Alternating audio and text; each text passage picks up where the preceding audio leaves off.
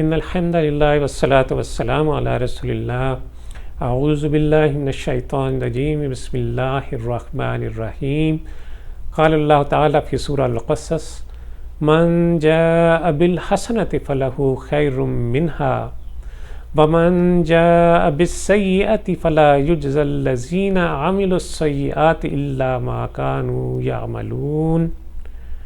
جو کوئی بھلائی لے کر آئے گا اس کے لیے اس سے بہتر بھلائی ہے، اور جو برائی لے کر آئے تو برائیاں کرنے والوں کو ویسا ہی بدلہ ملے گا جیسے عمل وہ کرتے تھے۔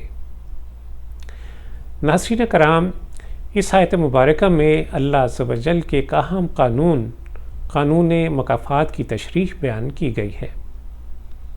اس قانون کے تحت اللہ عز و جل نیکوکاروں کے ساتھ اپنے فضل کا معاملہ فرمائے گا اور گناہگاروں کے ساتھ عدل کا معاملہ فرمائے گا۔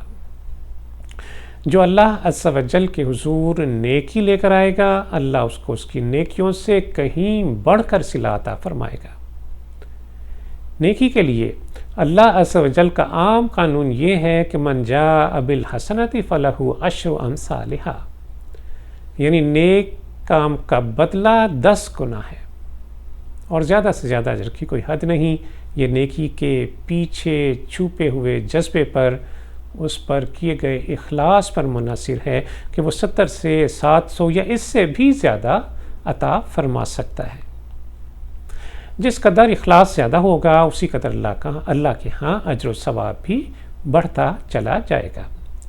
رسول اللہ صلی اللہ علیہ وسلم کے ارشاد کے مطابق اللہ کے راستے میں خرچ کیا ہوا ایک کھجور کا دانہ اجر و ثواب میں احد پہاڑ سے بھی بڑھ سکتا ہے۔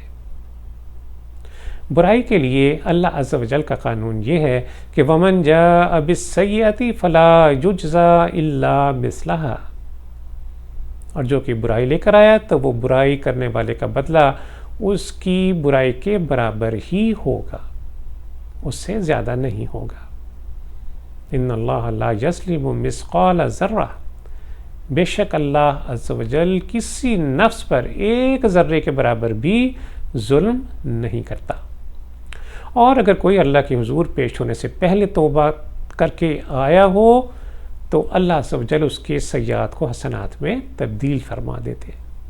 یہ ہے اس رب کریم کی شان کریمی۔ ابو ہریرہ رضی اللہ تعالیٰ عنہ بیان کرتے ہیں کہ رسول اللہ صلی اللہ علیہ وسلم نے فرمایا، اللہ عز و جل کا فرشتوں سے ارشاد ہے کہ جب میرا بندہ کوئی برائی کرنے کا ارادہ کرے تو تم اسے مت لکھو جب تک کہ وہ اسے کر نہ لے، پھر اگر وہ کر لے تو ایک برائی لکھ لو، اور اگر پھر اس برائی کو میرے خوف سے چھوڑ دے تو اس کے لیے ایک نیکی لکھ لو۔ اور فرمایا کہ جب میرا کوئی بندہ نیکی کرنے کا ارادہ کرے اور اس کو ابھی نہ کیا ہو تو اس کو کرنے سے پہلے ہی ایک نیکی شمار کرو، اور پھر اگر اس کو وہ کر گزرے تو اس کو 10 گنا سے 700 گنا تک لکھو۔ تو بھائیو، جو رب اتنا رحیم ہے، اتنا کریم ہے، وہ کیوں کسی کو جہنم میں ڈالے گا؟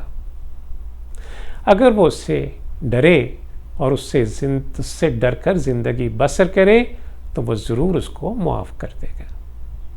اللہ عز و جل سے دعا ہے کہ وہ ہمیں روز قیامت بہترین اعمال لے کر حاضر ہونے کی توفیق عطا فرمائے، اپنے عنایات سے ہمارے سیئات کو حسنات میں تبدیل کر دے، ہمیں بہترین عاقبت نصیب فرمائے۔